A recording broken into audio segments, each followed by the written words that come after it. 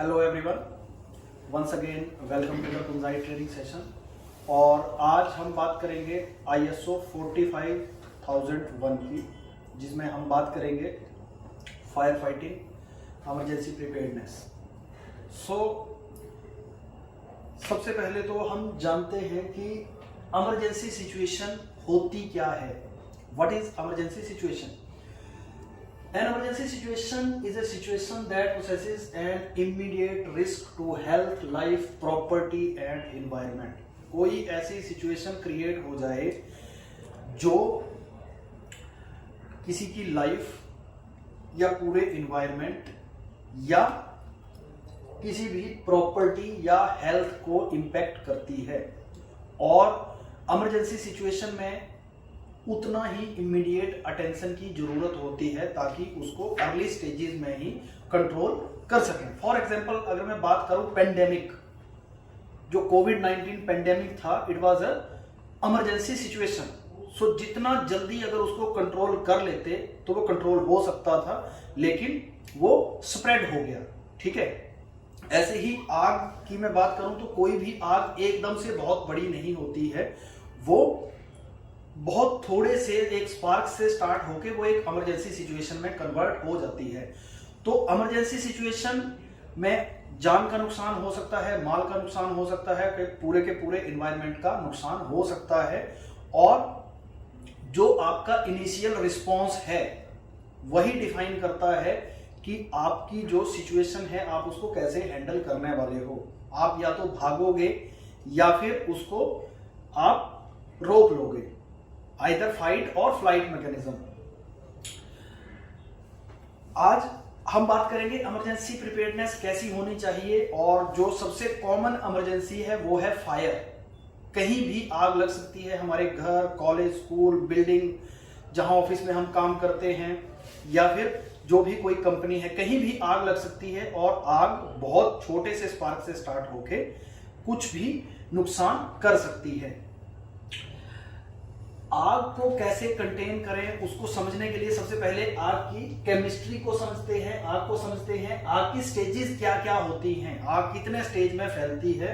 सबसे पहले है incipient ignition has occurred but there has been no spread. बहुत छोटा सा स्पार्क हुआ, या कोई चिंगारी उठी, या किसी ने सिगरेट फेंक दी, या कुछ भी एक छोटा सा रीजन जिसकी वजह से आग स्टार्ट हुई। फिर क्या होता है, धीरे धीरे उसको फ्यूल मिला साइड में और आग ग्रो करना स्टार्ट कर गई। एक ग्रोथ पीरियड आता है। Fire is self sustaining. आग अपने आप से लगना स्टार्ट हो गई, अपने आप से बढ़ना स्टार्ट हो गई। आसपास का जो फ्यूल मिला उसको, कुछ भी फर्नीचर या कोई भी ऐसा मटेरियल जो जल सकता है, चाहे वो लिक्विड है, चाहे वो सॉलिड है या गैसेस है। इसके बाद क्या होता है, एक फ्लैश पॉइंट आता है। आग बहुत रैपिडली स्प्रेड हो जाती है, एक तरह का ब्लास्ट या एक तरह का, जिसको हम फ्लैश पॉइंट बोलते हैं। आसपास की हर एक चीज जलना शुरू कर देती है, गर्मी से जलना शुरू कर देती है। फिर उसके बाद एक ऐसी स्टेज आती है कि जो फ्यूल है वो अपने आप से खत्म हो जाता है जलने के बाद, और उसके बाद एक डिक्लाइन फेज स्टार्ट होता है। डिके यानी आसपास का सारा फ्यूल खत्म हो गया, अब जलने के लिए कुछ है नहीं, तो आग अपने आप से फिर बुझ जाती है। ये फायर की स्टेजेस हैं। अब आप कहां काम कर सकते हो? आप इस सिचुएशन में अगर आप हैंडल कर लो तो आप पूरे फ्लैश ओवर पॉइंट है, या इस तरह का कोई सिचुएशन है जो बहुत बड़ी आग में बदल जाए, उसको आप रोक सकते हो। कैसे फायर फाइटिंग करें, कैसे आग को रोका जा सकता है? आग को रोकने के लिए सबसे पहले आपको आग की केमिस्ट्री समझनी पड़ेगी। आग लगती कैसे है, जो मैंने पिछली स्लाइड में शेयर किया। Know about type of fire, आग कितनी तरह की होती है। ठीक है, know about suitable material of extinguishing, कौन सी आग को किस मटेरियल से बुझाया जा सकता है, ये आपको प्रॉपर पता होना चाहिए। जब आप किसी आग को हैंडल कर रहे हो, उसको बुझा रहे हो, तो आपको यह पता होना चाहिए कि उस केस में क्या करें और क्या ना करें, ये आपको पता होना चाहिए। दूसरा आपको सीखना है कि अगर कोई पर्सन आग की चपेट में आ गया है या आग में चपेट में आने वाला है तो उसको कैसे रेस्क्यू करना है, उसको कैसे बचाना है।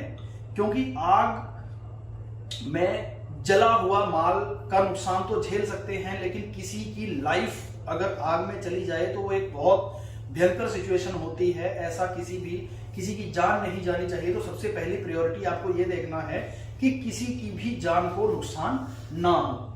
Evacuate people, educate people about fire fighting.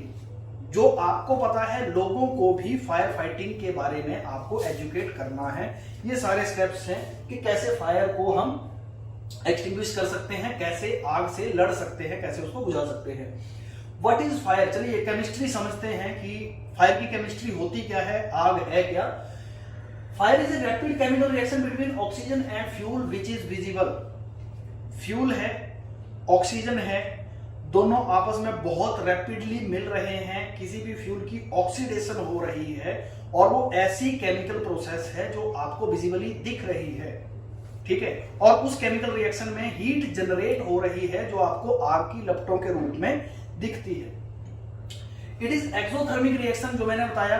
Exothermic means कोई ऐसी रिएक्शन जिससे हीट पैदा होती है। Fuel must be heated to its ignition point. कोई भी फ्यूल का अपना एक इग्निशन पॉइंट होता है जिस टेम्परेचर पे जाके वो आग पकड़ लेता है।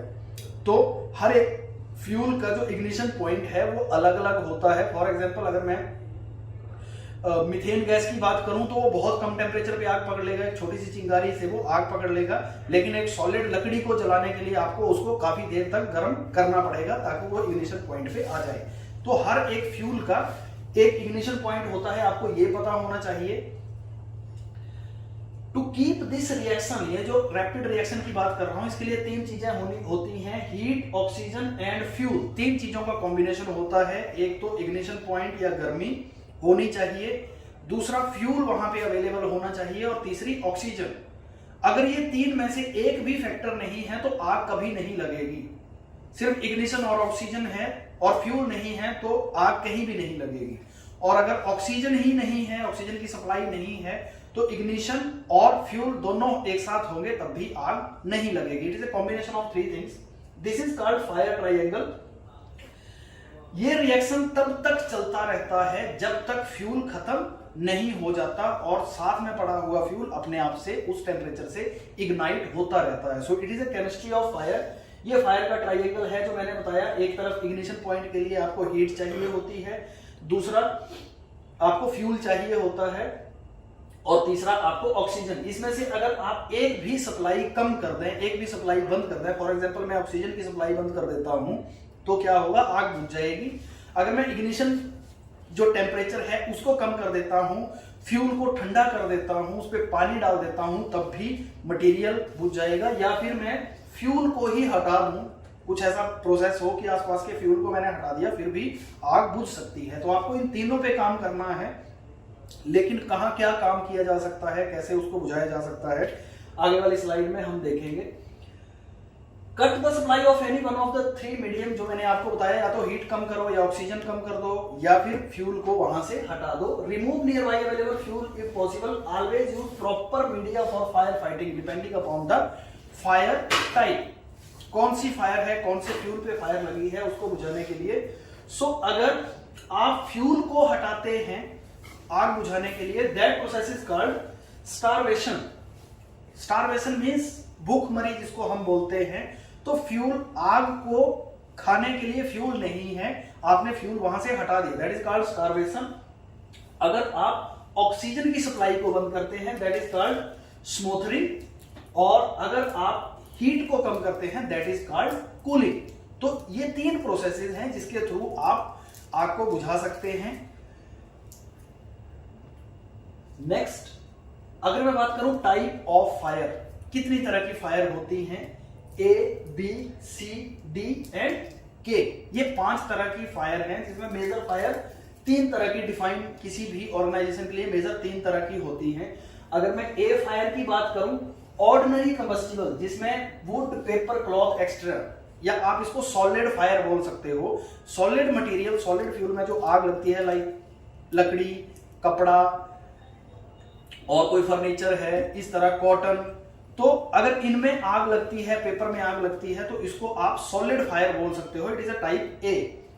बी फ्लेमेबल लिक्विड, कोई ऐसे लिक्विड जो आग पकड़ सकते हैं, जैसे petrol, diesel, grease, kerosene oil, उसमें लगी हुई आग को हम बी टाइप बोलते हैं। सी, जब इलेक्ट्रिक इक्विपमेंट में आग लग जाती है, आपके इलेक्ट्रॉनिक आइटम हैं, कोई घर में मशीनरी है, गीजर है, या बिजली की तारें हैं, ठीक है, लैपटॉप है, मोबाइल है, इनमें जब आग लगती है तो उसको हम टाइप सी बोलते हैं। बहुत रेयर केस में डी होता है, कंबस्टिबल मेटल। कुछ ऐसी मेटल हैं जो आग पकड़ लेती हैं, लाइक सोडियम, मैग्नीशियम, इस तरह की जो मेटल है जो आग पकड़ लेती हैं, अगर उसमें आग लगी हो मेटल में तो उसको हम डिफाइन करते हैं डी। और के is a common kitchen fire, जो किचन में आग लगती है उसमें बहुत तरह के फ्यूल होते हैं, तो कंबाइंडली उसको क्या कर सकते हैं, किचन फायर उसको बोलते हैं, जिसमें कुकिंग ऑयल में आग लग सकती है, एनिमल फैट्स या जो घी, इस तरह के जो मटेरियल होते हैं उसमें आग लग सकती है, या वेजिटेबल ऑयल में आग लग सकती है, और कमर्शियल कुकिंग इक्विपमेंट में भी आग लग सकती है। फॉर एग्जाम्पल आपका मिक्सर, ग्राइंडर, इस तरह के जो इक्विपमेंट हैं, so commonly it is K type. But basic A B C industries में इन तीन में आग लग सकती है, इस तरह के जो फ्यूल, इस तरह के जो मटेरियल होते हैं किसी भी इंडस्ट्री में। अब किस आग को बुझाने के लिए क्या यूज करें, ये एक बहुत बड़ा मुद्दा होता है, बहुत बड़ा इशू होता है, तो इसका नॉलेज नहीं होता। तीन तरह की जो फायर हैं बेसिक मैंने बता दी, A solid fire, B liquid fire और सी इलेक्ट्रिक फायर। तो इसी तरह से अलग अलग तरह के सिलेंडर आते हैं, आपको उसका नॉलेज होना चाहिए, आपकी प्रोसेस क्या है, आपकी प्रोसेस में कंबस्टिबल फ्यूल क्या है, कंबस्टिबल मटेरियल क्या है, और कौन से मटेरियल में आग लग सकती है, तो उस लोकेशन पे उसकी फायर फाइटिंग के लिए उसी तरह का एक्सटिंग्विशर होना चाहिए। फॉर एग्जाम्पल मैं वाटर की बात करूं, वाटर बेस्ड जो है ये किसके ऊपर काम करेगा, लकड़ी, पेपर और टेक्सटाइल मटेरियल के ऊपर पानी वाला सिलेंडर, या पानी से आग आप बुझा सकते हो, उसको कूलिंग कर सकते हो। लेकिन अगर इसी तरह से ड्राई पाउडर, वाटर आप फ्लेमेबल लिक्विड में कभी कभार यूज कर सकते हो, लाइक इलेक्ट्रिकल इक्विपमेंट में इसको ज्यादा यूज नहीं कर सकते। ड्राई पाउडर की बात करूं तो वुड, पेपर, टेक्सटाइल में ड्राई पाउडर यूज कर सकते हो, बी टाइप में फ्लेमेबल लिक्विड में यूज कर सकते हो, गैसियस फायर में यूज कर सकते हो। लेकिन अगर मैं फोम की बात करूं तो आप इसको किस में यूज नहीं कर सकते, लाइव इलेक्ट्रिक इक्विपमेंट में इसको यूज नहीं कर सकते। जैसे वाटर मैंने बताया, इसको सिर्फ सॉलिड फायर में यूज कर सकते हैं, ड्राई पाउडर आप सभी में यूज कर सकते हैं, फोम आप इक्विपमेंट, इलेक्ट्रिक इक्विपमेंट में यूज नहीं कर सकते, CO2 आप फ्लेमेबल लिक्विड में यूज कर सकते हो, लाइव इलेक्ट्रिक इक्विपमेंट में यूज कर सकते हो, लेकिन इन सब में आप यूज नहीं कर सकते। और वेट केमिकल की बात करूं तो ये के लिए या किचन फायर के लिए सुइटेबल होता है, आप इसको कुकिंग ऑयल में यूज कर सकते हो और वुड, पेपर, टेक्सटाइल में यूज कर सकते हो। ठीक है, इस तरह से इसको डिफाइन किया है। इस तरह का एक मैट्रिक्स भी आप अपनी नॉलेज के लिए रख सकते हो, लाइक वाटर सिर्फ सॉलिड पे यूज हो सकता है, बाकी चीजों पे यूज, बाकी फायर के ऊपर ये यूज नहीं हो सकता। अगर मैं फोम की बात करूं तो ए टाइप ऑफ फायर और बी टाइप ऑफ फायर, इसमें हम फोम यूज कर सकते हैं, कुकिंग ऑयल एंड फैट पे भी हम यूज कर सकते हैं, लेकिन जो कैटेगरी सी और कैटेगरी डी था उसमें हम ये यूज नहीं कर सकते। नेक्स्ट इज ड्राई पाउडर, आप देख सकते हैं ए, बी, सी और डी, इनमें हम यूज कर सकते हैं, किचन फायर में हम यूज नहीं कर सकते। अगर मैं बात करूं कार्बन डाइऑक्साइड की, तो कार्बन डाइऑक्साइड फ्लेमेबल लिक्विड में यूज कर सकते हैं, आप सॉलिड में यूज नहीं कर सकते। इलेक्ट्रिक इक्विपमेंट पे इसको यूज कर सकते हैं और किचन फायर में भी आप इसको यूज कर सकते हैं। तो ये मीडिया है, जो मीडियम है आग बुझाने के, कौन सा किस पे यूज कर सकते हैं, कौन सी फायर पे, इस तरह से आप इसको ट्रेनिंग ले सकते हैं, आप इसको याद कर सकते हैं कि हमें कौन से मटेरियल पे क्या यूज करना है। कैसे इसको चलाना है, कोई भी इक्विपमेंट है कैसे इसको चलाना है, जो फायर एक्सटिंग्विशर है, इसका एक बहुत सिंपल कंसेप्ट होता है, पास कंसेप्ट, PASS। सिंपली किसी भी सिलेंडर में एक पिन लगी होती है, P for pull the pin, aim nozzle, squeeze handle and swipe from side to side. Means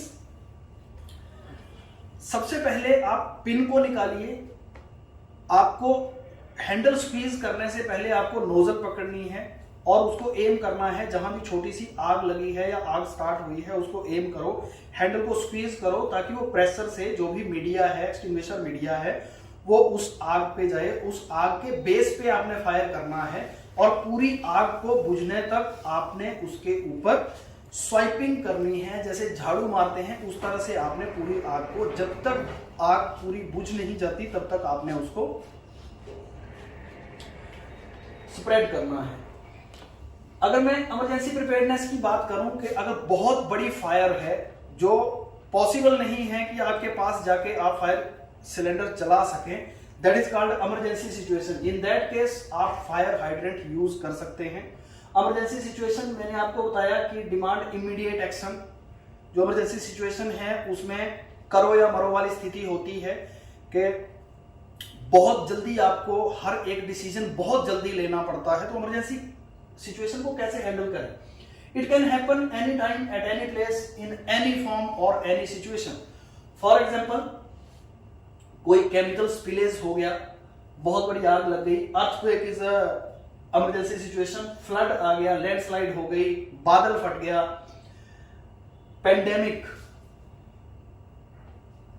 जो अभी हमने हाल ही में देखा है, टेररिस्ट अटैक हो गया, ये सभी इमरजेंसी सिचुएशन है। इनमें कैसे रिस्पॉन्स करना है इसकी प्रॉपर प्लानिंग के बारे में हम बात करेंगे। Consider the point for planning, कैसे उसकी प्लानिंग करनी है। Identification of the emergency situation according to your area, क्या क्या हो सकता है। ऐसा नहीं कि जो हुआ है वही कंसीडर करना है, जो हो सकता है, जो आपके एरिया के हिसाब से हो सकता है। लाइक अगर हम सिस्मिक जोन 5 और 4 में हैं तो कभी भी अर्थक्वेक आ सकता है और जो भयंकर जिसके रिजल्ट हो सकते हैं, तो आपको वो भी कंसीडर करना पड़ेगा। अगर आप कहीं ऐसे स्टेट में हैं जहां पे टेरर अटैक हो सकते हैं तो आपको उसकी भी प्लानिंग करनी पड़ेगी कि उससे कैसे बचना है। इवैक्यूएशन एंड रेस्क्यू कंट्रोल, कैसे इवैक्यूएट करना है टीम को, कैसे रेस्क्यू करना है। कम्युनिकेशन इमरजेंसी सर्विसेज की कैसी रहेगी वर्कर के साथ, और जो इमरजेंसी इक्विपमेंट आप यूज करने वाले हैं, फायर फाइटिंग इक्विपमेंट हैं या सेल्फ पीपीज हैं या जो भी आप यूज करने वाले हैं, उनको उनको आपने कैसे मॉनिटर करना है, क्या वो सही काम कर रहे हैं या सही काम नहीं कर रहे हैं। ट्रेनिंग फॉर इमरजेंसी सिचुएशन जिसको हम मॉक ड्रिल बोलते हैं, तो ये भी पीरियोडिकली कंडक्ट करना पड़ेगा। Next is emergency response team, planning for response to every possible emergency situation. एक टीम बनाई जाती है, एक टीम का गठन होता है किसी भी ऑर्गेनाइजेशन में जिसको इमरजेंसी रिस्पॉन्स टीम या ईआरटी टीम बोलते हैं। इसमें रोल रिस्पॉन्सिबिलिटी सबसे पहले डिफाइन करना कि इन केस ऑफ इमरजेंसी किस पर्सन की क्या रिस्पॉन्सिबिलिटी रहेगी, किसका क्या रोल रहेगा और कौन इसको लीड करेगा, कौन ऑथराइज होगा, कौन इमरजेंसी सिचुएशन के केस में उसको हेड करेगा। हर एक पर्सन को उसकी रिस्पॉन्सिबिलिटीज के लिए उसको ट्रेनिंग दी जाती है। फॉर एग्जांपल अगर फायर फाइटर हैं ईआरटी में तो उनको फायर फाइटिंग की ट्रेनिंग, अगर कोई इवैक्यूएशन मेंबर है तो उसको इवैक्यूएशन की ट्रेनिंग होनी चाहिए, कोई फर्स्ट एडर है तो उसको फर्स्ट एडर की ट्रेनिंग प्रॉपरली प्रोवाइड होनी चाहिए। Periodic testing of the capability to potential emergencies like mock drill, time to time periodically किसी भी सिचुएशन की जो भी पोटेंशियल सिचुएशन है उनकी मॉक ड्रिल करनी पड़ेगी। लाइक आपको अर्थक्वेक की मॉक ड्रिल, फ्लड की मॉक ड्रिल, लैंडस्लाइड की मॉक ड्रिल, केमिकल स्पिलेज की मॉक ड्रिल या फायर की मॉक ड्रिल, ये करना पड़ेगा। इवेल्युएटिंग मॉक ड्रिल हो गई लेकिन उसको फिर इवेल्युएट किया जाता है कि क्या हमारी मॉक ड्रिल इफेक्टिव थी। अगर इफेक्टिव नहीं थी तो फिर आपको प्लान में फिर से चेंज करना पड़ेगा, आपको फिर से मॉक ड्रिल डिफाइन करनी पड़ेगी कि किस तरह से उसको प्लान किया जाएगा और कैसे उसको आगे बढ़ाना है, कैसे उसमें चेंजेस करने हैं। इसके अलावा जो भी मॉक ड्रिल है उसके रिजल्ट्स जो भी रिजल्ट्स हैं मॉक ड्रिल के, ये मॉक ड्रिल के रिजल्ट्स शेयर करना, उसको कम्युनिकेट करना, और इस तरह की सिचुएशन जो भी क्रिएट हुई है, इमरजेंसी सिचुएशन क्रिएट हुई है, या आसपास की नेबरिंग कंपनी में भी आप ट्रेनिंग के लिए उनको बता सकते हैं। आपकी जो नेबरिंग लोकल बॉडीज हैं उनको कम्युनिकेशन, किसी भी मॉक ड्रिल की कम्युनिकेशन। सो इस तरह से इमरजेंसी प्रिपेयर्डनेस के लिए आप ईआरटी टीम का गठन करेंगे। ईआरटी टीम का गठन करते हैं, उनकी ट्रेनिंग, उनका proper control, role responsibility definition, उनको डिफाइन करना कौन पर्सन क्या करेगा, और उनके रोल रिस्पॉन्सिबिलिटी के हिसाब से प्रॉपर ट्रेनिंग आपको प्रोवाइड करवानी पड़ेगी। So this is all about fire fighting and emergency preparedness. Thank you.